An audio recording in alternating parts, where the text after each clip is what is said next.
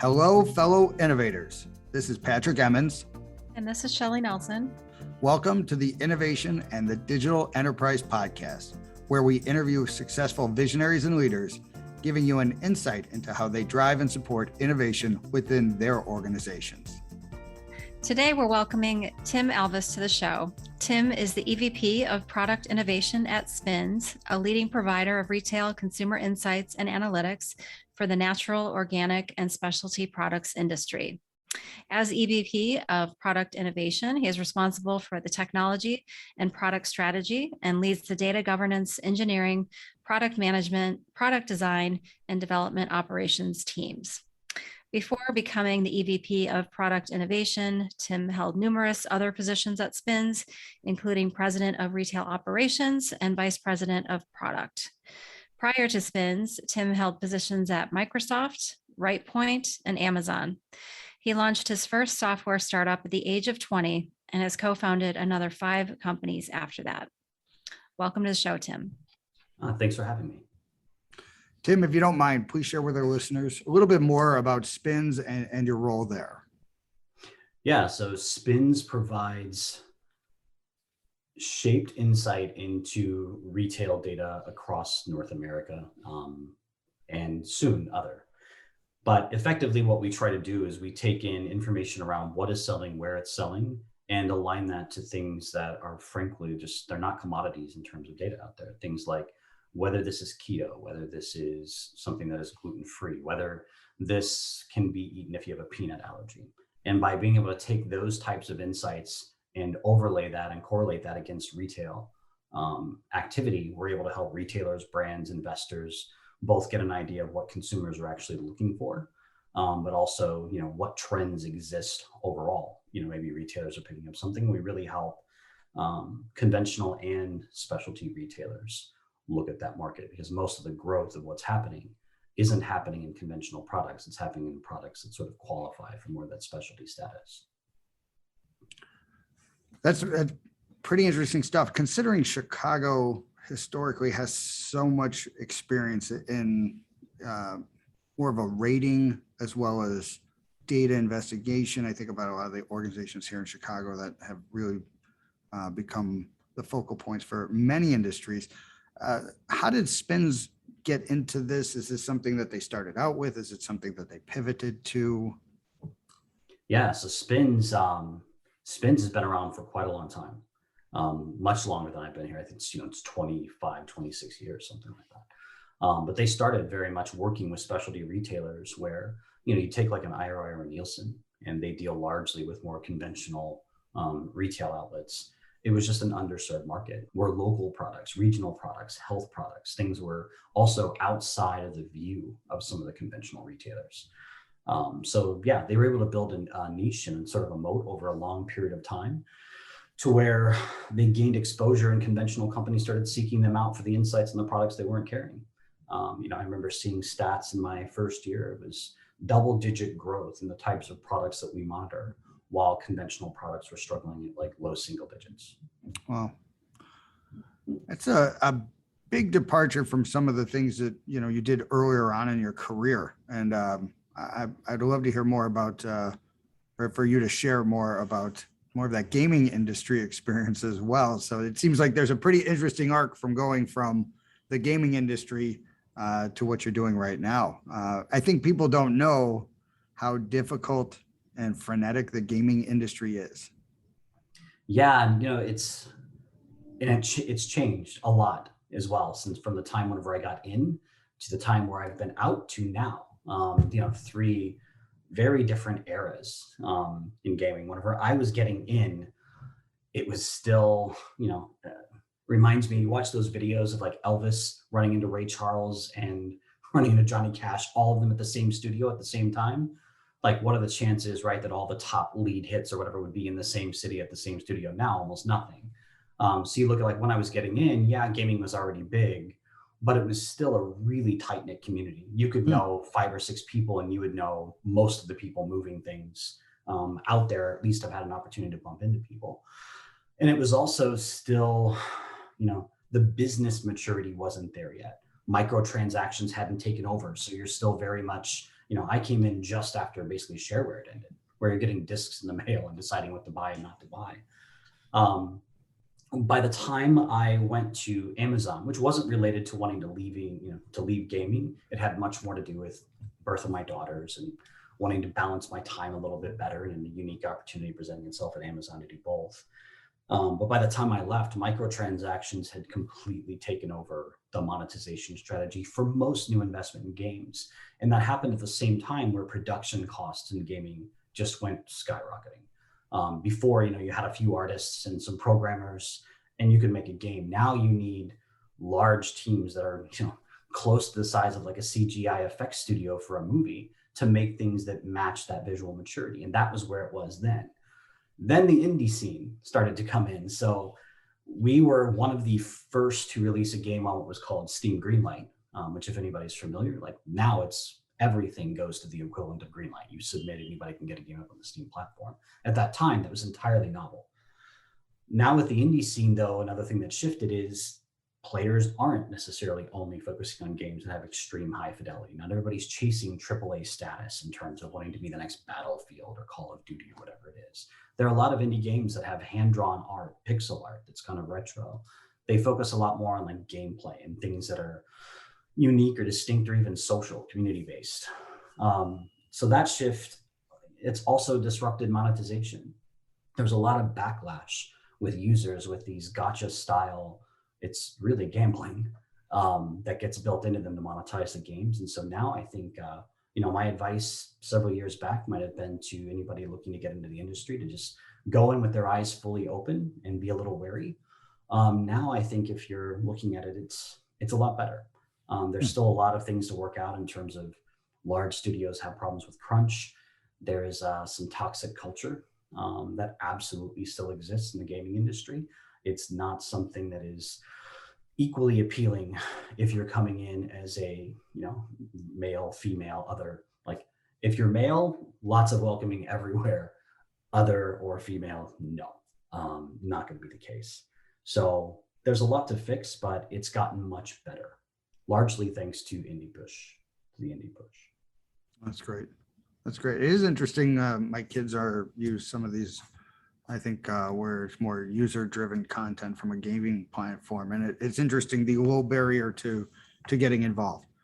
Yeah, and it's like I think Roblox. Roblox, exactly. That Yeah, is exactly. if I'm invited to another Roblox session, I'm not participating. I don't want to participate, but it's like, Dad, we're doing this. It's like, oh, okay, I'm gonna go read a book. You stay here. So. But it is interesting. And do you see it like getting more people involved in engineering or even from a UX standpoint? I mean, is there positives of like, I know a lot of people get into engineering historically because of, family relations introduce them. And I'm just wondering, from your perspective, do you see any positives of these lower fidelity platforms that are creating opportunities for 12-year-olds, 8-year-olds, 9-year-olds to engage? Yeah, I think it's interesting that you look at a lot of I think writing very explicit code, this isn't something that's going to go away in like 1 decade, 2 decades, but eventually that will be something that is less common. You're going to be a lot more verbal or visual in how you instruct machines. But what's great is the stuff they're doing with things like Minecraft, Roblox, others where people are jumping in and building content. They're learning how computer logic works, how to automate the world around them, right as the rise of everything getting automated around them happens. So I do think there's a lot of positive benefit for anyone who starts to interact with that at a young age. I also like that it's taken the concept of play, where imagination for a little while in gaming was stripped of you, right? It was almost like you were jumping in on rails. You did the thing that was designed. Now they're interacting with games, their imagination's running free again. So it's not really curtailing any of those instincts that I think were, at least getting stunted in the past. So yeah, I see a lot of positives. That's awesome.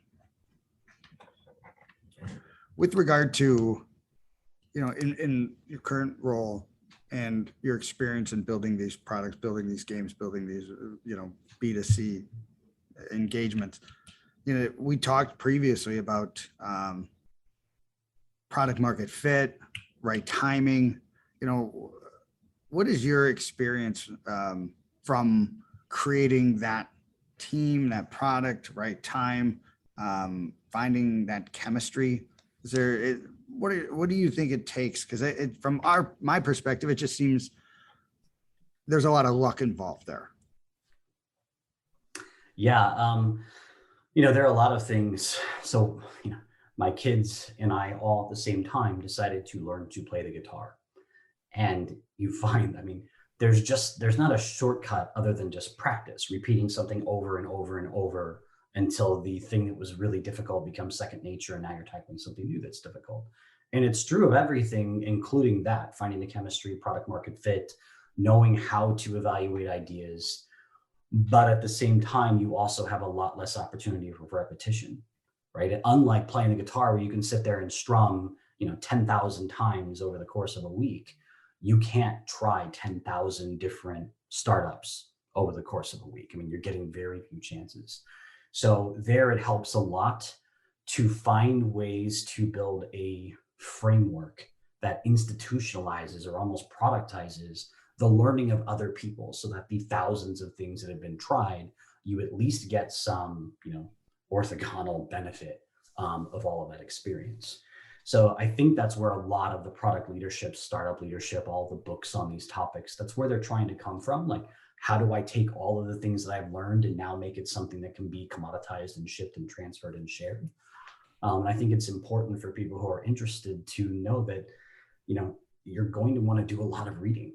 I don't know that there are degrees in like startups or degrees in product really available, but it's a similar style learning experience where if you want to be great at it, you need to look at it as there's probably years worth of learning before you feel really comfortable that you've absorbed the lessons that others have absorbed that you can avoid.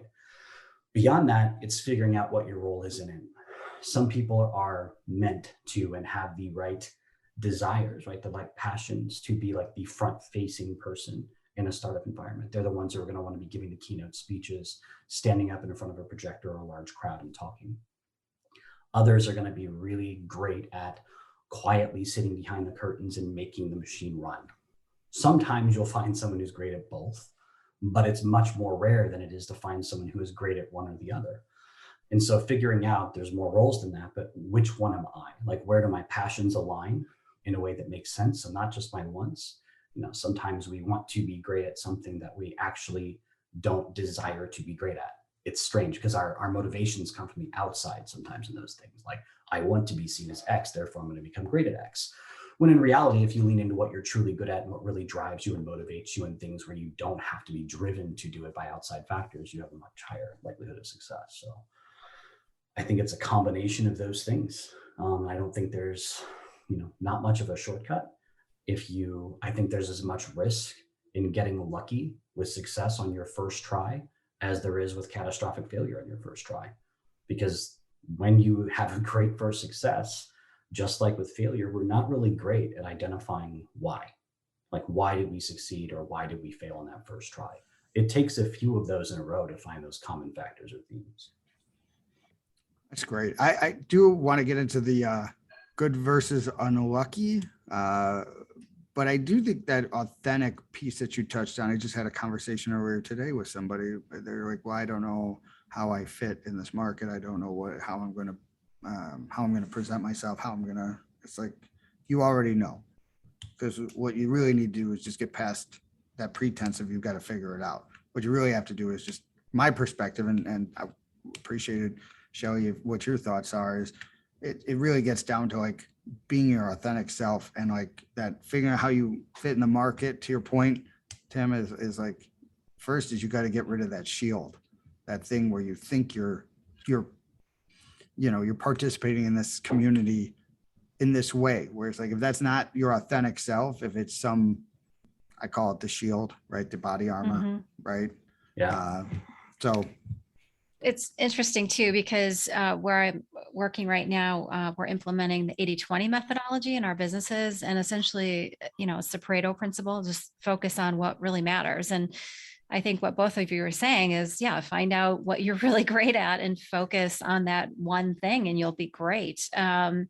You also reminded me of Malcolm Gladwell. I think he's the one that said 10,000 hours is how much practice you need to become an expert in something. So thank you for sharing that.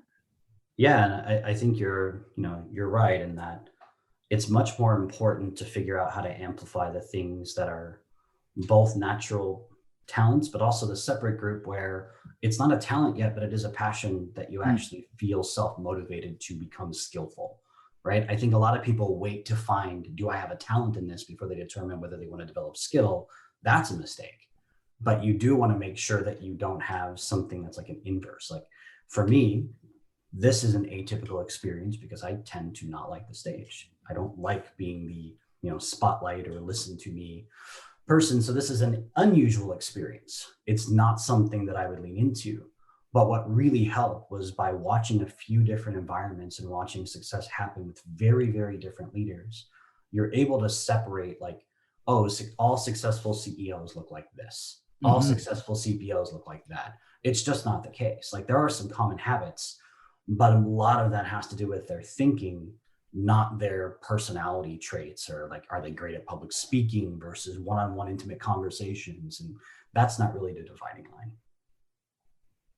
So, Tim, you should probably read the book Quiet if you haven't already. It's all about the power of introverts. Love that Of book. introverts, Yeah. I've not, but I you are now the third person I think to recommend it, so I Wow. haven't read it. I have purchased it. It's just in my queue. So to get into that good versus unlucky conversation, right, Tim?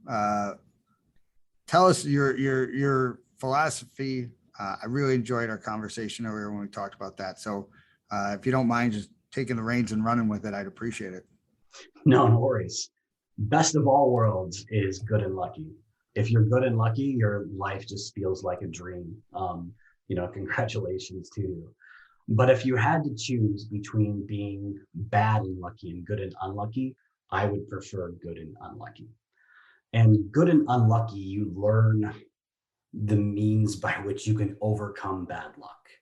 You start to really figure out like where where is the world in your control versus where is it outside of your control. And that actually helps optimize your thinking. It helps optimize your work. It helps make sure that the relationships you build don't become transactional, right? Like you really learn how to develop meaningful relationships, meaningful work habits, meaningful thought models.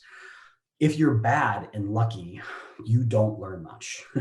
And you become very dependent on a cast around you to overcome those things for which luck previously gave you an out. Now you need people around you to give you the out. And that is it becomes such a toxic relationship because it's very much like, somebody walking in front of you, dropping tacks and Legos on the floor and people behind knowing, right? We got to bend over and pick all this stuff up all the time. And it's just not healthy. Not to mention, if that cast of supporting characters leaves, or if your luck runs out, if you've had too much good luck and been bad for too long, I've not seen great success with people being able to really separate like, I was lucky. It's not a realization a lot of people come to. So early in someone's career, it's not that I don't wish them success, but I certainly wish for them to become good rather than lucky. I would much rather talk to someone that's had 3 or 4 failures but has genuinely learned from it and has an obvious upward trend than I would someone whose first thing was a success, their second thing was a success. I'm still skeptical. Like if your first and second were successes, it could just be that you're really great and you're also lucky. Mhm. But it also might mean that you've had some really fortunate luck and, there's going to be some hard lessons ahead. Yeah, that early success does create a lot of blind spots. Yes, it does. And I, without naming the company, I did work with a company that had a product that they brought in and released in one market. They felt because it was so wildly successful that they could just repeat that process. And of the 15 to 20 products that they repeated the process, the first was the only one that succeeded. Mm. And it was just Wow. total chaos within the company where no one could really figure it out. And it turns out, it's reminds me like a thing that I've been talking a little bit about with my product org and some others lately has been the difference between purpose thinking and causal thinking. Causal thinking, it's really easy to misattribute all of the outcome to one factor. Purpose thinking, you don't do that. Like you don't attribute cause and effect. You're just thinking about whether something has utility based on its purpose. And I think it's sort of the same with getting lucky too early. You don't really know all the reasons you got lucky. And if you can't split those apart, that's tough. Well, yeah, there's a lot there, and it's really great stuff. Purpose versus causal thinking, and the individual bias to self-congratulation is really a big challenge of like, oh, why were we successful? Because we're so smart, right? Because we're so handsome, we're good looking. Yeah. Right. And here's the thing, if you've been really successful, you've often had people around you that also succeeded because of it. They're a lot less likely to tell you the reasons why you succeeded in an honest fashion. But I promise you, if you fail and other people failed around you, there is no limit to the number of people who will give you very raw, truthful feedback on the ways in which you help them fail. So while they're similar in our inability to like be introspective, you at least have much better outside information coming in that gives you a much, more to work with when you're being introspective, hopefully. It's an interesting thought. And my first thought is, yeah, when you make mistakes and somebody's just so grateful to share with you like how you screwed up. I also don't instantly, adopt their feedback, right? It's still to your point of like, you still have to put it through that, right? Like it could be somebody who just really is, having a healthy dose of schadenfreude there where it's like, nah, I'm just happy you failed. Right. Yeah. Yeah. You're absolutely, you can't take it at face value, but it is just nice to have it. Right. Yeah. It's at least nice to be able to sit back and consider it. Right. You got something to think about. Like, is he completely full of baloney? Right. Like, or is there some truth to that? I perfect case. I had a client who said, the problem, Pat, is you guys, you're this is many, many years ago, we're so much more professional now. So don't worry about this story. Everything's changed. But like, he's like, you guys, you're a niche company and you're kind of a boutique and, that's the way we're going to work with you. And I'm like, what does that mean? And he's like, well, you're not like enterprise ready. And I'm like, okay, obviously offended, obviously. But I also, I think it might've been 20 minutes before I'm in the car thinking, now, why did he say that? Right. Yeah. And I think, is there some truth to that? And should we hold ourselves? Funny part is I saw the guy like 6 months later at an event and he's like, he totally forgot he even said it. I said, hey man, I really took that to heart. And I want to say, thanks for giving me that feedback. He's like, I said, what? Yeah. I'm like, oh, so you're just out to hurt me. That's cool. Yeah. It wasn't genuine assessment. Like how many times you hit somebody with this cudgel that day, right? Where it's like, apparently this is just your beating stick. So, but I do think it's relevant to your point of like, you got to take those lumps early. Like we talk about it. I've started 3 companies and having mistakes early on are you got to like count them as blessings, right? Like you're becoming anti-fragile every time you take the hit, right? Like you're going to grow as you said, if you're learning from it and growing from it. If you're just taking the hit, like running through a brick wall, obviously that's not very valuable, but it's. Yeah. And there's a limit as well. Like if somebody has a string of 8 straight failures, there's probably a problem, it's actually probably not luck. Like at this point, you've obviously contributed too, but if you've got failure, success, failure, success, like that is not an atypical pattern and it shouldn't terrify someone to see some failures in somebody's past. No. Yeah. Yeah. And even with the like 8 failures, if you're betting big on those 8, like if you're going like 8, like small bets and you're failing, yes, I think it's definitely time to like just assume you're not good at this. But if it's like you're swinging for the fences huge and it's like, look, big payoff, I know what I'm doing, this is intentional, right? I think those are places where you go, okay, their coefficient for risk is way beyond normal people, right? And they're just okay with taking the hits, and it's like but to your point, that's superhuman ability to endure just the destruction of other people's careers, money, time, right? Like, yeah, you're borderline, psychological, narcissistic. Somewhere around 5 through 8 in that failure chain is when I would start recommending that person pursue solo endeavors. Like, continue Right. to swing big, Right. but maybe contain the damage. Yeah. Your wake of damage is a little bit more than I think you should be spreading to others. Exactly. Right. It's like, how many marriages are you going to go through on this one? Awesome. Awesome. Another topic that I appreciate your position on and your opinion and your experience is, product thought leadership, right? Like it's such an important part of innovation, about creation, about products, about especially how every industry is kind of moving to that approach of thinking, right? Even if historically you were a manufacturing company where it was, it wouldn't have like this product manager, product owner, product leadership approach. Everybody sees how important it is to create this type of structure, to create somebody who's more responsive to the market, to their clients, to the potential opportunities, more so than I've ever witnessed in my life. And you've been doing it forever. So really would love to get your perspective on where it's at, where it's going, challenges and opportunities. Yeah, I mean, I think having just started trying to learn an instrument maybe provides a little bit more approachable analogy for everyone, but it's a lot like if everything that was out there about teaching you how to play the guitar was just like, here's the neon method of strumming, and here's, I mean, all of these very wild different techniques that you hear about and you can watch videos, that's not actually how you learn to start playing guitar. If you start trying to do that way, you'll make no progress because you don't even know why they're doing the thing that they're describing how to do it. At best, you're going to be able to memorize the method, but that's just memorizing some language and finger placement. It's not learning the why. It's not getting any fundamentals. And I think a lot of what you see in product leadership is that because it feels like a very approachable subject, that it's obvious that we're all consumers. And so being consumers, we feel informed around the best version of this product would be the one that makes me happiest.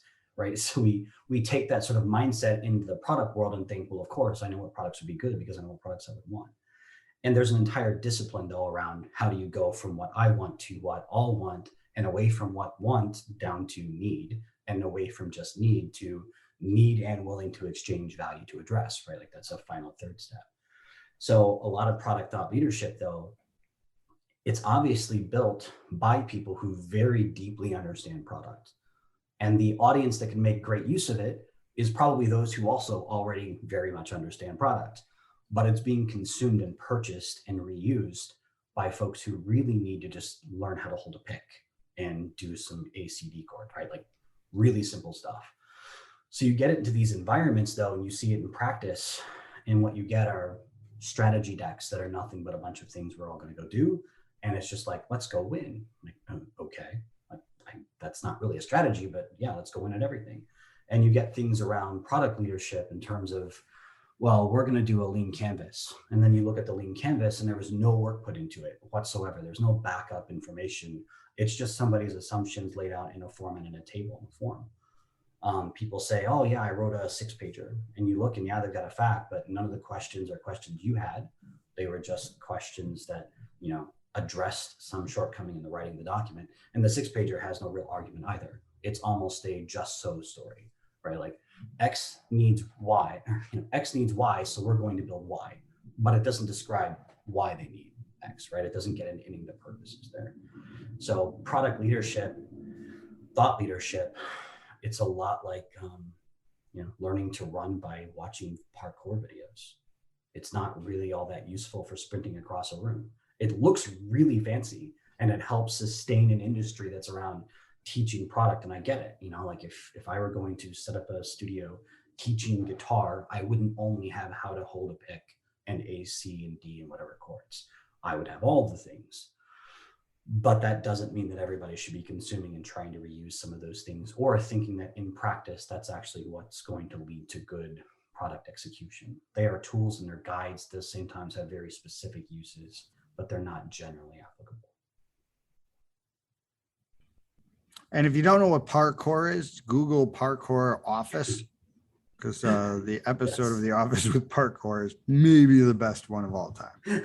Which is very similar to how it would look if most people tried Exactly. the product leadership stuff that they see that is parkour like in their office. It would have a very similar relationship to the real thing. Very disruptive, not a lot of value. Exactly. Very performative though. Right. Like, Draws a lot of attention. If you're easily impressed, it's going to look amazing. Yeah. But yeah, I mean, you can end up doing a lot of harm to your company by bringing those things in before the company is really aware of how to use them, because the company begins to associate product discipline with overanalysis, overly complex, not enough focus on customers, not enough results. And then suddenly it's not just that elaborate stuff that you brought in that gets the bad rap, it's all product. So who do you, when you think about focusing and Shelley touched the 80-20 rule, what is that 80 for product leadership? What do you, if you said, hey, you should be focusing more on this? I think the person who best embodies it out there, to give like a broad reference, is probably Shreyas Doshi. His advice is very useful in broad contexts. It's not a lot of like, here's the precise Miro diagram that you can go fill in information to go find. It's stuff around how to think. And I think that's where the general useful product work is. It's around how to think about things. And then how do you communicate that thinking? You could say, instead of saying purpose versus cause, you could say teleology versus etiology. That would sound a lot fancier. All of a sudden you sound like, ooh, professor, what are you talking about there? But it's really just purpose versus cause, right? And so sometimes, just as a test in some environments, I'll start with the overly whatever to see if anybody bites. And when they do, then you immediately bring it back down. So different audiences need different things. Sometimes to get the point across, you have to start with what sounds overly complex. But I really think it comes down to the thinking, like purpose versus cause thinking, which is problem versus solution thinking, is so critical, I think, to a product organization. If you get focused on solutions, a lot of bad things happen. It's not just the products suffer, the organization suffers as well. If two people are fighting over which solution is best, there isn't a way for everyone to win. It's a zero-sum game. Like somebody's idea gets used, somebody's idea loses. And now that fixation on the solution has caused morale problems, not just product problems. But if you start with a problem focus, if you add 5 people to the understanding of a problem, you just get 5 people's worth of additional understanding around the problem. And solutions become this fungible, disposable asset that as customers change, as the market evolves, as the people you have on your team change, they can come and go. You don't have to fixate so much on, did my solution win? Did my product understanding from a problem perspective add?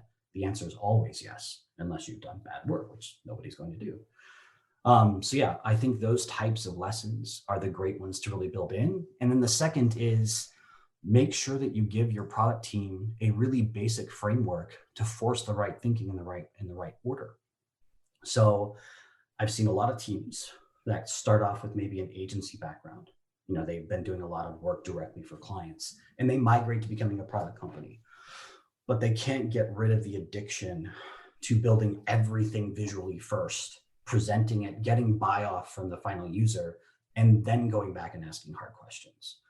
But the reality is, and certainly in terms of efficient use of your product resources and dev resources, you can iterate through things so much faster in just plain text, through writing documents, asking the right questions to resolve a lot of those things that become gotchas later when you've had a design start, such that really the first step actually needs to be the writing.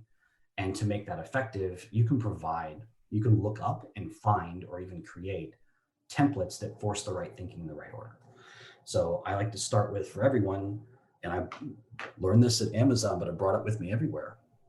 Start off with a PR. And the reason you want to start off that way is not because press releases are magic, but because thinking about why a customer would care is a magical starting point. It is why you should do anything. If your press release sounds like something that would bore a customer, your product will bore a customer, right? Like there's not much there. So starting with that is important, and then having that progression of the idea going back through some of the main questions, which are, okay, is it worth doing? We know that customers would be excited. Now, is it worth it? Like, is there a market there where there's a value exchange possible? Then your next question is, can we win? Like, it's not just can someone win, but can we win?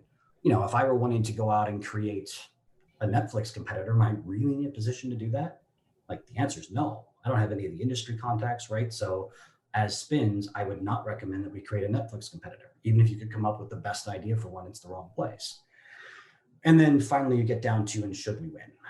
And the should we win is a strategic question. It is like, what is the purpose of our company? What is the thing that would be advanced by us doing so? Are we distracting ourselves from a core purpose? Are we weakening our position by going out and winning? And if you can create that chain then of thinking by having those questions be part of your documentation early, you at least force the conversations to happen. You know, it'll take time to make it great work that comes out of it. But I think those are valuable product lessons you can take away that don't require you to have a very specific type of Miro diagram or whatever else it might be. It's great advice. Yeah, I be totally transparent. I've advocated for just even drawing something on the back of a napkin, right? Just the visual component. But I hear what you're saying of like some of these questions would make some of them, I think, people know, right? Like, should we start that Netflix competitor? It's like, you know it, but you don't know why you know it. Right. And I think that's a critical component. Is like, so let's talk about like, I've used the term myself about like focusing on what your heritage is. Like, so you're looking at new products or new markets or whatever. It's like, so for us to win, why is this important? And I use the term heritage. Like, there's got to be something in our background that has given us this opportunity, that we are the rightful heirs of this, right? That this is something we should be growing into. You know, the Blockbuster story is clearly there of like, they were focused more about late fees, right? So they should have been Netflix, right? Somebody in that room should have said it, but it jeopardized their profit stream, which was obviously their downfall. But, it's a really interesting question when it comes down to, are we the ones that should be doing this? Is this something we can win at? Yeah, a visual model for that is, draw a point where you were and are. Now draw a point where you believe the company needs to be, to win in 5 years. If the thing you're doing isn't somewhere on that line closer to where we need to be, you might be either doing it too late, or if it's way off the line, it might actually be a distraction. Right? Like, you really want to plot those things that actually advance you towards getting where you want to be. If I've seen companies make the mistake of, well, it would be great to have another $3 million in revenue. So even though this isn't part of getting to our future, we're going to go tack it on. And then before you know it, though, you have 15 $3 million opportunities that are now 50% of the effort happening at the company, none of which are driving you towards that end destination, all of which might be pulling you in different directions. And suddenly the company starts to feel directions. People don't really know why we're doing any of the things we're doing other than money. And just the acquisition of revenue can't be a company's mission, or you won't win over time. Awesome. So we have this last question. Shelley, if you want to ask it, go right ahead. Would love to know who your mentors are. That has shifted over time. I would say that, early on, I had more non-business mentors than business mentors. People who were much more focused on just how to grow up from being a kid to an adult in a way that mattered. And that lasted quite a while.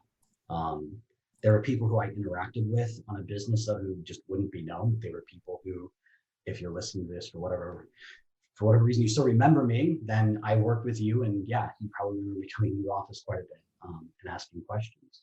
I would say when it started to become formal, David Dom, who's now a CPO at cars.com, was someone that I continue to have a great deal of respect for. He was fantastic in some of those startups working together, just a lot to learn from him. At Amazon, I would say Mike Frazzini, Ethan Evans, those folks, I would hesitate to call it a mentor-mentee relationship because they had a lot of responsibility, but I absolutely look to them in our conversations, the one-on-ones, to really walk away with how did they distill things so quickly. In the current environment, I would say the person I interact with most on that basis is David November, who is one of the co-founders of Spins Ventures. He's just I've met a lot of people. Now at 43, he is uniquely incredible. When it comes to product leadership, I would say the person who makes me feel so intimidated that I sometimes have a hard time getting started writing and producing content is who I mentioned earlier, who is Shreyas Doshi. So I would not, again, consider it a mentor-mentee relationship, but I absolutely believe he is one of the best at succinctly describing how to approach certain things from a thought perspective. Awesome. Awesome. It's great stuff. Well, I think we're going to wrap it up here. I would just want to say thank you so much for being on the show today. I really appreciate you sharing your experience, your background, your thoughts, and your wisdom. You're quite welcome. I was waiting for like a drum, like a baboosh on the wisdom. No, it was a pleasure. Thank you. Maybe we need more special effects, Patrick. We're going to work on that. That's on the roadmap. So we're driving to that. But yeah, we also wanted to thank you, our listeners. We really appreciate everyone taking the time to join us and listen to this episode. And if you'd like to receive new episodes as they're published, you can subscribe by visiting our website at dragonspears.com/podcast, or find us on iTunes, Spotify, or wherever you get your podcasts. This episode was sponsored by Dragon Spears and produced by Dante32.